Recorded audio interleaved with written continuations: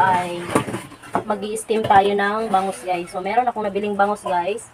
Pinaboneless ko na to. Uy, matay yung fish ma.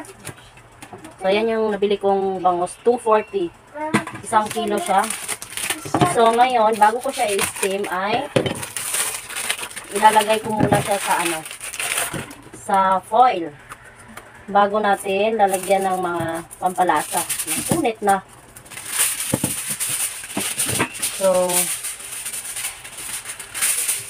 doblehin ko lang ito. Kasi baka mapunit. Alam ko. Oh, yan o. Oh, ayan lang. Yan o. So, ito yung ating foil. Bakit patay yung fish? Patay yung fish ma. Huwag ka maingay. Pakis ko to sa'yo. Ma, ako yung baho. So, ang laki ng fish na nabili natin. Bebe, may mga laman na natanggal, oh. Ibalik natin kasi dito yan sa gilid, eh. Okay, maglalagay lang ako ng asin, guys. Pampalasa. Tapos, paminta.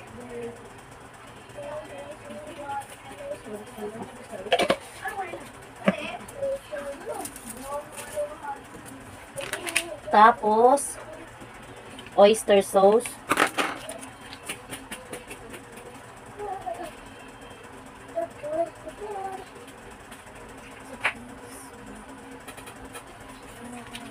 Oyster sauce, lagay ko lang sa ref yung tira. Kasi magagamit pa natin yan. And then, luya guys. Maraming luya. Para maalis yung Si Joe. lansa. Si Joe.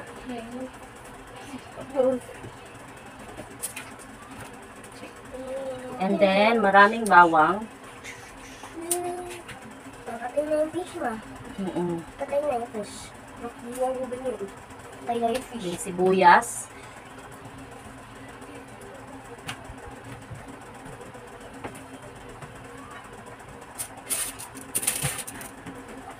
Bago natin i-steam yan. Masarap sana to iihaw or di kaya i-oven. Kaso lang, bawal na tayo dyan sa mga ihaw-ihaw. Kasi sa ating hika. Tapos, magdadagdag ako ng tanglad, guys. Pangdagdag aroma din to, guys. Pampabango. So, ganyan lang, guys. Maliit pa nga yung ating steamer, eh. Magpakulo na ako ng tubig. So, ilalagay ko lang muna to sa steamer bago ko ilagay doon sa pinakuluan tubig kasi maliit yung aking steamer. So, ayan na, guys. Nilagay ko na sa steamer. Kailangan ko pa siyang takpan. Wait lang. At bago pala ang lahat, guys, meron pa palang butter. So, ayan. Butter. Takpan na natin.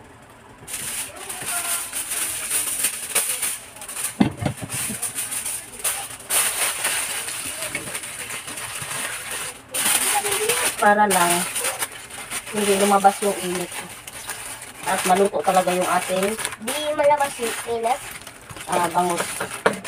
Di malabas. Pero pag fish kasi guys, madali lang naman siya maluto. So ito na guys. Kulo na yung ating tubig. So steam lang natin siya mga 30 minutes. Yan. And then takpan lang natin. Steam lang natin mga 30 minutes. At may ulam na tayo guys. A few moments later. So ito na guys, luto na ang ating steam bangus. So ayan guys, so ayan. Natapon na yung kanyang nabutas ng tinidor. So sarap-sarap ng ulam guys. Ayan, luto na. Ito hinabol ko lang kasi itong sibuyas guys. Pero tikman niya natin.